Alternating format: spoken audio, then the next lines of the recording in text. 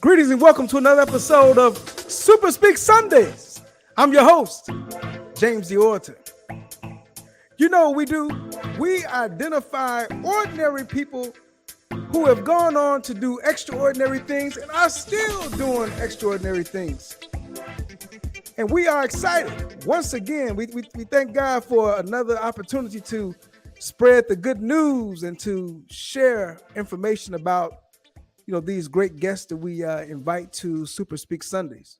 I hope you've been enjoying our episodes. We've really put a lot of energy and effort into making sure that your mind, body, and soul is being fed. Today is like no other. I mean, we have a special guest. I'm gonna get right into it because I don't want to waste any time talking about what she's gonna deliver to us today. Nemia Carnice is a wife, a mother, an HR practitioner, motivational speaker, and author in the making. As a survivor of domestic violence and an eyewitness to abuse within her own family, Nemia has a personal passion for empowering victims of abuse and educating the public about the signs of abuse, the impact of abuse on family, and ways to break the cycle of violence. In addition to domestic violence advocacy, Nemia is a woman's empowerment enthusiast. In 2021, she and her cousin Missy began Her Voice podcast, whose mission is to empower professional women of color by igniting powerful, impactful, and thought-provoking, saucy conversations that focus on unique experiences in the workplace. Similarly, Nemia vlog is designed to speak and cater to the emotional, mental, physical, and spiritual well-being of every woman who desires to walk in purpose, on purpose. Ladies and gentlemen, help me welcome. She is Nemia. Was that me you was talking about? You already know. You already know. How you been? How you doing? You doing all right? I've been good. How about yourself? I'm doing well. Hey, thank you for joining us here on Super Speak Sundays. We, Thank you. as I mentioned to our audience before we started, you watch people from afar and you listen to their conversation, and it becomes a draw, and you have to say, I got to get this person on my show.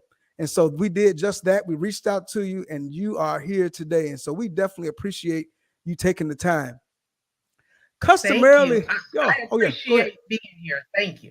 Go Oh ahead. no, it's no question, no question. Customarily, what we do is we start with a quote for each of our guests, and we're gonna give you a quote. So I'm gonna present this quote on the screen, and then I'm gonna Mhm. read it, and then we just need you to just tell us what you think. It's just that simple. Okay.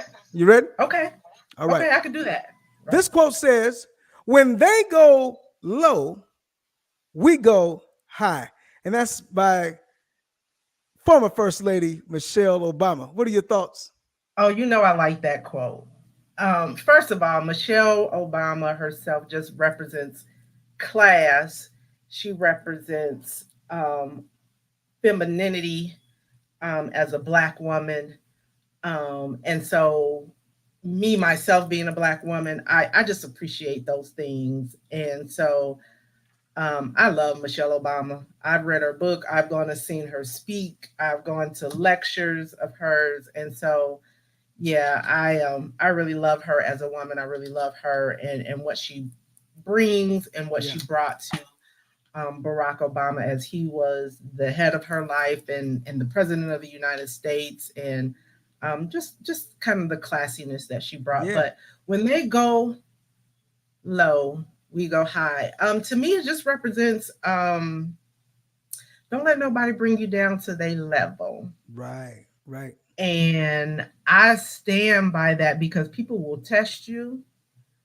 They will test your gangster, if I may say that. Yeah. Certain, you can't allow everybody around you with certain energies That's because right. they try to test your energy. That's right. um, and so you just have to be cautious about the people around you and the energy that they bring, and not allowing their energy to make you match their energy. And so Absolutely. if you have lived like I lived, and know what I know, that sometimes you just gotta brush the dirt off your shoulders and keep on walking, That's and right. wear lipsticks and high heels. Hey, That's you what know I what? want. That brings me to my next question. You know, one of the things that I noticed in watching you from afar was your new podcast, Lipstick and High Heels. Is that right? High heels and Yeah, high lipstick. heels and lipstick High heels and conversation. lipstick. Yeah, Okay, okay. yeah, And yeah, so and yeah. so and so what was it that that made you move in this direction? I mean, do you feel like women or people in general are missing something as it relates to who they are or relationships? And kind of talk about what initiated this. Well, high heels and lipstick conversation. I don't know that I would necessarily put it in the category of a podcast. For Okay, me, it's truly what it says it is conversations. okay, But they are conversations that are geared toward a certain kind of woman, a mature woman, okay, a seasoned. okay. Um, and it's not that I felt that we as women were missing anything. I just observed the world around me. Hmm. And so there's no better person to bring a perspective than the person that lives that experience or lives that perspective. And I'm a Black woman. I'm a Black, what many would consider a middle aged woman. And our Okay. experiences are unique. I am no longer, I look around my place of work. I'm no longer the young thing Yeah. around the office Yeah. anymore. Yeah. I'm the seasoned woman, Okay. the mature woman. And so for me, high heels and lipstick conversations is all about bringing perspectives and thoughts from the way that I view the world, the way Hmm. that I observe the world, the way I experience the world, because there are others out there like me that um, identify. And Right. is if might I may add, this is just grown ass conversations. Yeah. Yeah. Yeah. So it's a gamut of everything. It's not just relationships. It's our emotional health, our emotional and mental health. It's our physical health. Black women are the number one leading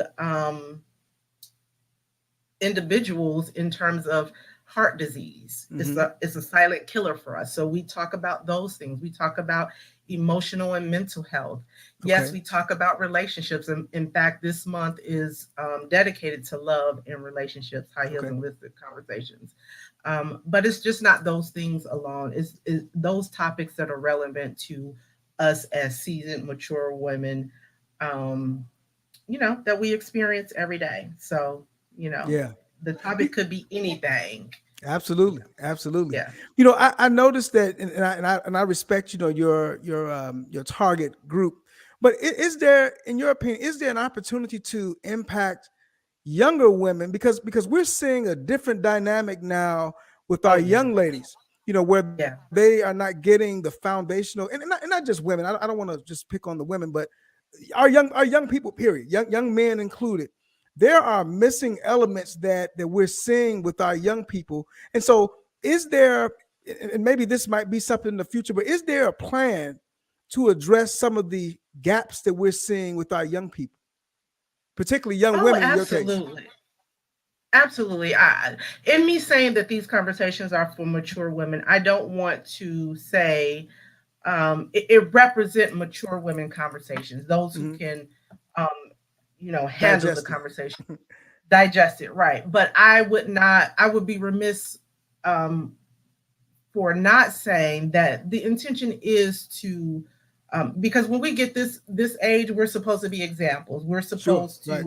to show forth wisdom to the younger generation coming behind us. And so I've mentored in formal and informal capacities. And Yeah. so obviously there's a element to high heels and lipstick conversations that is meant to just put some wisdom on some of the younger girls' Right. heads. So, Right. last month, I don't know if you checked in, I talked a lot about femininity and the art of femininity, and Okay. how Okay.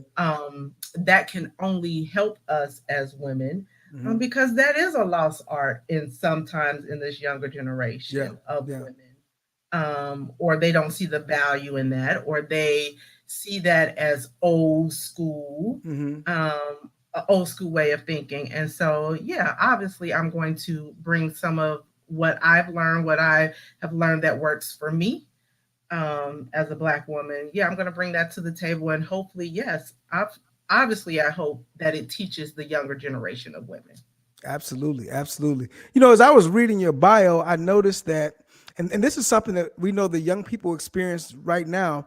You talked a little bit about domestic violence in previous relationships. Can you talk a little bit about that and how that has shaped you to become the woman you are today?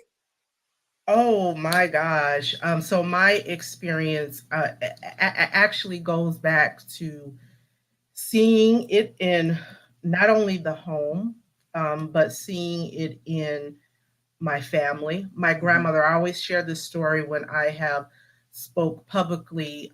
My grandmother was stabbed 32 times. May Mm, God rest her soul. My grandmother mm, passed last year, but in her first marriage, she was stabbed 32 times and she wow. lived to tell the Hmm, story. And I have an aunt who had a very abusive husband. He's done things such as shot through the windows and things of mm, that nature. I see my mother go through emotional um, abuse. And mm-hmm. so, as a young woman, you consume those things, you hear the stories, you consume those things, you're an eyewitness to those things. And so, it's not uncommon that being an eyewitness to abuse, you somehow, some way, find yourself in a similar situation. And so, yes, in my younger 20s, I found myself in a domestic violence situation that could have taken my life. Yeah, yeah. Thank Mm, God I survived it. But what that did for me is it sparked purpose, it mm-hmm. sparked passion. Um, I did not allow that to make me a victim. Right. I'm a survivor, I'm an overcomer of it. And There you so, go. what it did for me is just caused me to speak out. It, I worked in the community, especially in the Indianapolis community, in women's shelters. Mm-hmm. I served several years. Matter of fact, as long as I have been a part of a Black Greek letter organization, I have served in some capacity And what is in that? And what is that? Delta Sigma Theta Sorority Okay. All Incorporated. right. All right. You got a connection there. There's a connection there. Right, right, right.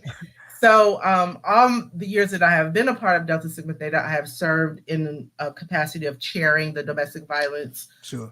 committees, and just giving back, because I identify with that population of women. And so, yeah, it was a very life changing Yes. experience for me. It was an experience that made me grow. It was an experience that made me self evaluate, made me look in the mirror and say, okay, what kind of woman do I want to be? That's right. What do I envision for my life? And it just made me press forward. I didn't want to be stuck in a situation where I continue to get into those same type of Mm-hmm. situations. I didn't want to blame what I saw my mother go through, what I saw my grandmother go through. I didn't want any of that. Sure. I wanted to, um, you know, give back and allow that to just spark a purpose and a passion. And so, Understood. yeah, it Understood. did grow me up, I guess I should say. Yeah, yeah. And you know what? You recently got married. Yes. Has it been a year? Maybe 1 year, 2 years? It Huh? has been over a year. Over a year. September, it was a year. Yep. Yeah, Yep.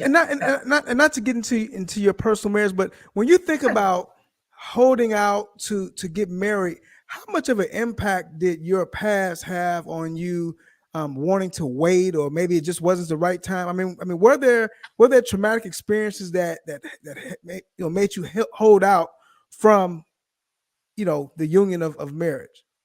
I would say that I did have to go through a healing process. I don't Okay. know that if I had gotten married younger, like soon after my experience, I don't Hmm. know that I would have been mentally or emotionally equipped for marriage. Okay. And so I know that there is this stigma on women who wait later in years to get married, or she got to find somebody to get married. But for me, it actually getting married later in life, and I got married at 43. It actually turned out to work well for me. Good, good. I feel just because I had an opportunity to heal through all of that. You know, if And you would move a little bit to your right, yeah, there you go, right there, right there. yeah, That's good. yeah. That's good. Okay. I got an opportunity to heal through all of that, to and not to allow that to be a present um, element of my marriage now, because I'm past and beyond Sure. all that. But then I also got to live out purpose. I got to complete Mm, my education. I traveled. I did all of these things that I wanted to do. And so when it was time for marriage, it was time for marriage. And yeah. so I can't say that I have missed out on anything Right. um, in my younger years, because I got to fulfill a lot of purpose and passion in my Yeah, you know, younger years. there are a lot of people, and I know relationships are so difficult at this point. And I know this is some of the things that you touch on, with your, Yep. with high heels and lipstick. Yeah. What do you tell a woman who's in a similar situation that you were, and they are fighting this thing like, I can't find a good man, or even a man that say I can't find a good woman. What is the magic wand, or what is the chemistry that needs to happen in relationships to make this thing work, in your opinion? It ain't one. That's the thing. There is no. Yeah. Listen, I share this all the time. When I was younger, I used to read all these relations. I got books right now that I've had Mm, for years. Books that I read from women on, you know, re- books for singles, how to get a man, how to keep a man, none of that mess works. it doesn't work, huh? It don't work. Mm, All that advice, and I'm not saying that it's not relevant, or there weren't nuggets or jewels that I picked up. But some of it is just timing, the mm, right timing. And my situation was just the right timing for me. And so the advice that I would give any single woman who is not married yet, waiting to be married, spend that time and work on you, mm. so that But but you but but and, some but some but some but somebody might be asking, because you know what, that's kind of cliche. Work on you. But it what is is, but but what it's is but what does work true. on you? But what does it mean? But what does work on you mean? Listen, and that's what I'm about to share Okay. with you. Oh, I jumped the gun. Working I'm sorry. on you. No. That's fine. Working on you means a multi-layer of things. One, sometimes you got to look in the mirror, okay, and you got to assess. Um, if you're not having good dating experiences, why aren't you having good dating experiences? It can't just be because all men ain't shit. What is Mm, it about mm, you yeah. that attracts the ain't shit men? So you got to think about that. You got to think about what you give off and you project. Mm, You got to do a lot of self evaluation, I guess I should say, yeah. and Yeah. that's part of working on you. The other part of that is accomplishing goals that you set out to accomplish. Yeah. Don't be sitting around just sitting waiting, sulking. Get busy doing something. Get busy working. Right. And I share this. I hate to go here and go biblical for you, but um, when Boaz um, scoped out um, his woman Naomi in the field, she was working. She was Yeah. doing something. Okay. She was Okay. being progressive.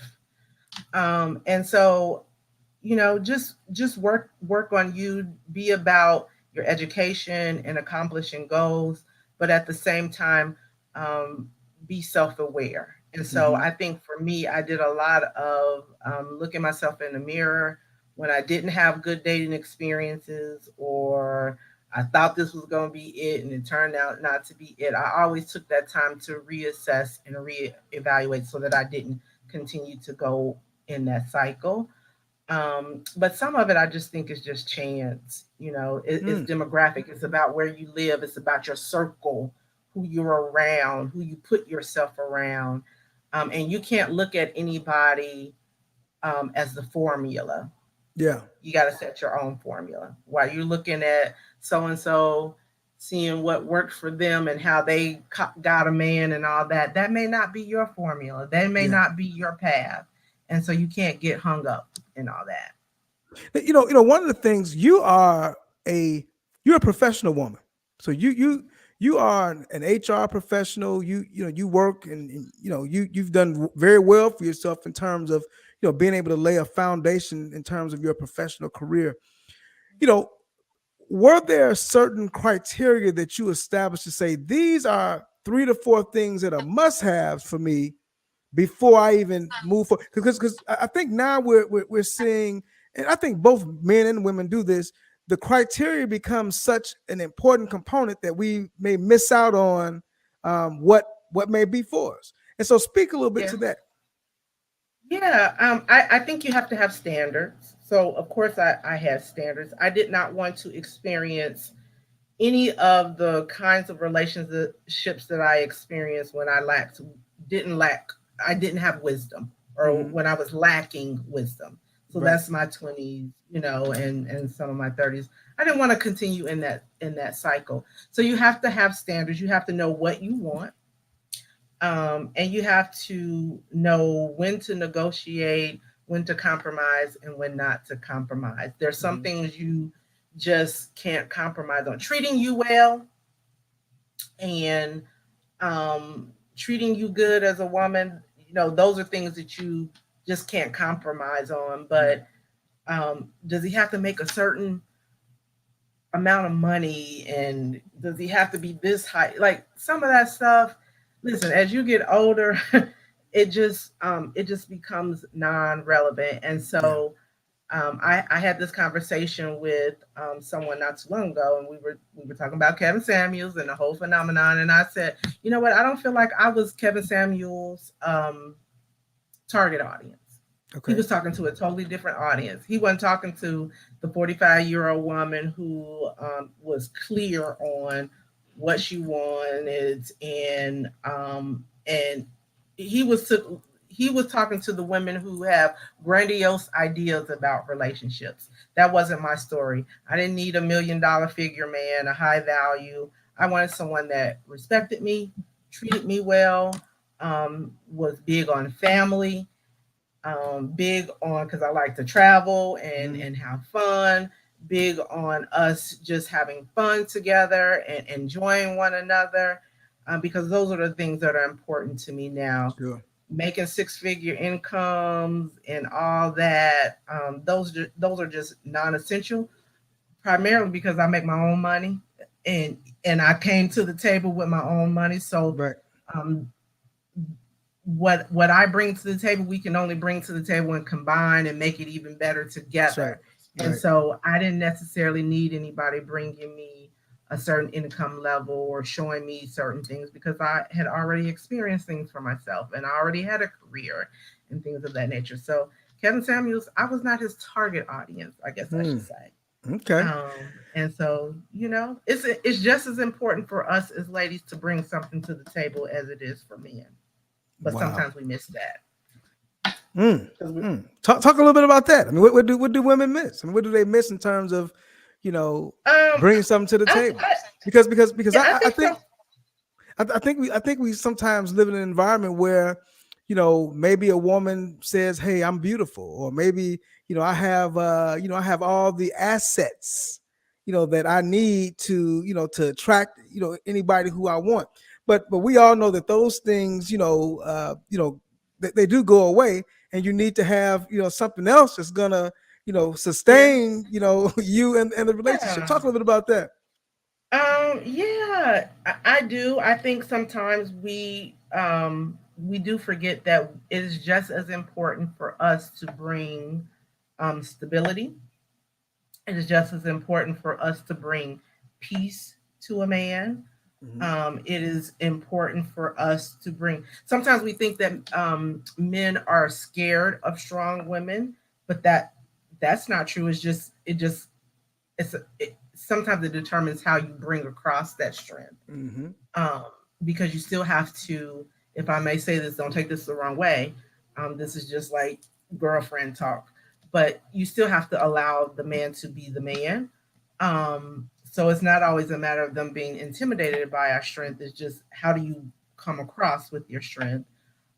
So I think there are qualities that are uniquely ours as women, Mm-hmm. that are important for us to bring to the table: our femininity, our softness. Sure. Um, it's okay for us to be educated. It's okay for us to have money and have a career and all that, but we have to understand that there is a cutoff for that. The cutoff is 5 o'clock. You go into the home and you got to switch into, and I'm preaching to the choir, right? So I'm not saying this because I got it all together and I Mm-hmm. didn't have to learn this. Right. Sometimes Right. you have to learn. It's a learning curve for us as women after we've been single for so long. But yeah, it's important for us to bring our helpmate qualities to a man. Wow. Y'all hear that, ladies? She done laid the foundation. Somebody ain't gonna like that. Some ladies ain't gonna like that. Hey, Because these new women, that they're quick to say, "Oh, that's pick me. She's being a pick me," but femininity still works. Femininity still um is a quality that is very attractive yeah. Oh, for a lot of definitely, definitely, yeah. definitely. I want to talk a little bit about what's behind you. You have podcast, speaker, author, and then you have Yeah. blogger and something else. I can't see the other one, but Yes. one other one that you may want to consider adding now is a relationship coach. Because you know what, if the right, not the right people, because there are a lot of people who watch these podcasts, but somebody's sitting at home right now and saying, you know what, I might need to give her a call because I do have questions. I've never been married. I'm single and I don't have nobody right now. And, my relationships have failed. And so I'm going to Yeah. ask that you get that corrected, add that other To bullet add on that, there. I don't think of myself as a relationship expert, and I guess I don't think of myself as that because I'm probably what a lot of people would consider still newlywed, if I might add. I haven't just I've had bad dating experience, but I haven't been had overwhelmingly bad dating experiences. Mm, Like I had the one situation when I was young in my 20s, the domestic violence situation, but after that I never experienced that again because I didn't allow myself to yeah. experience that again. And I had a very thriving dating life until it was time for me to get married. Until it was, my husband said, "You know what? I don't want to you to be with nobody else but me." Yeah. Yeah. And so I don't necessarily think of myself as a relationship expert. I could just tell you what has worked for me Yes. Yeah. and my femininity, my traditional values, I guess I should say, has worked for me in my marriage and my relationship. You've mentioned femininity. Say it. I can't say the word. Femininity. Femininity. Yeah. You've Yeah. mentioned that a number of times. What does that mean?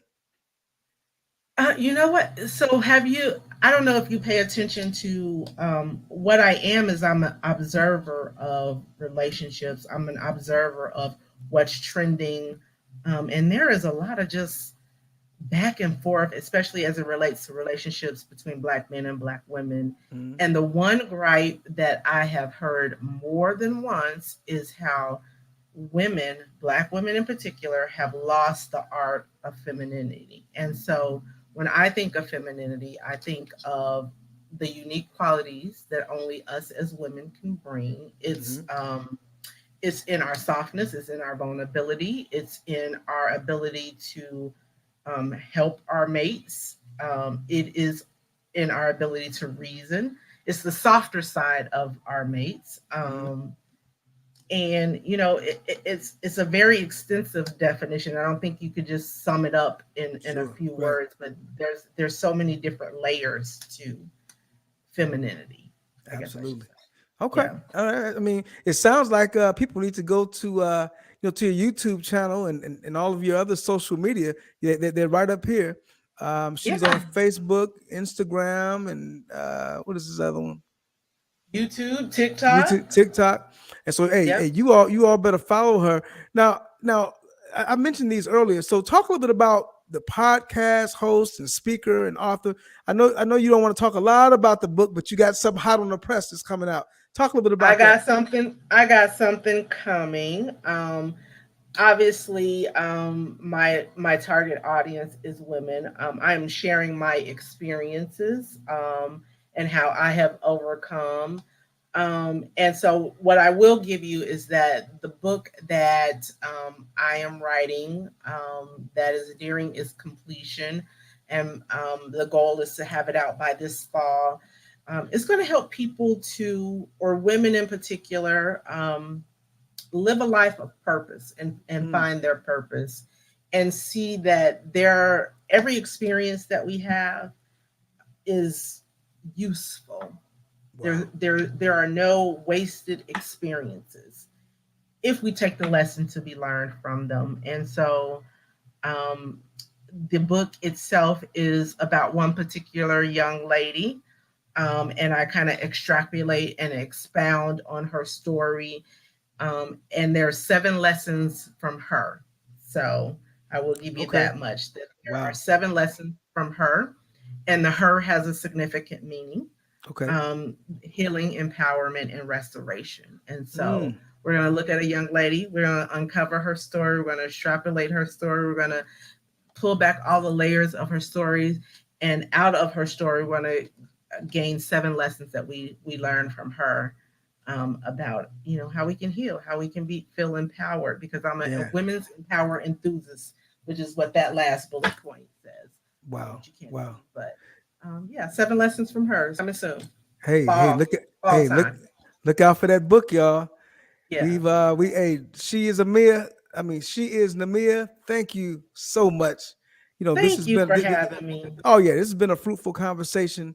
I know for sure that that people are going to be inspired by your story, because Thank many women go through what you have gone through, but then you've been able to come out on the other side and do some things to empower others who may be experiencing the same. So again, we thank you for your work. We thank you for your dedication and all the great things that are coming before you. It's just exciting to watch you grow. Thank you. And your audience, if you are interested, the month of June is all about embracing love and relationships. On tomorrow, actually, starts another series. It's called You're All I Need series. And so we're going to talk about several different topics. We're going to talk about, does Black love still exist? Hmm. We will talk about 5 love languages. We will talk about love the second time around. Just a series of topics. And so I would just ask that you would find me on Facebook, on YouTube, where we will go live. Our very first episode in the series will happen tomorrow at 7:30 Central Standard Time with Does Black Love Still Exist? And we're going to talk about it. We're going to have a Ooh high heels wee. and lipstick conversation. Yeah. Wow. Wow. Hey, we want to thank you. We want to thank you for again taking the time.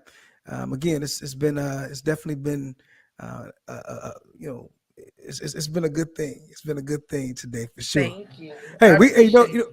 yeah. Once you get that book going, we're gonna have to bring you back so we can you know market that book for you. Yeah, I'm dropping some nuggets. Yes. Trust Yeah. me. Yeah, Yeah. somebody needs to hear these nuggets that I'm There gonna you be go. dropping. Yes. There you go. Yes. Well, hey, thanks again. We appreciate you. Thank you, James. I appreciate you, bro. All right. Take care of yourself. Have a good one.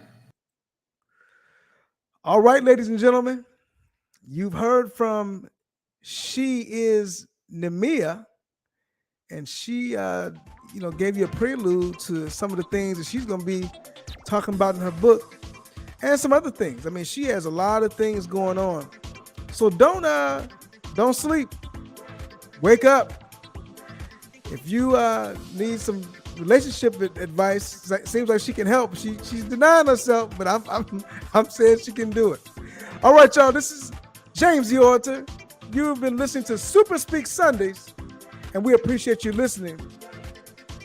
If nobody has told you today, I'm going to tell you that I love you. Take care.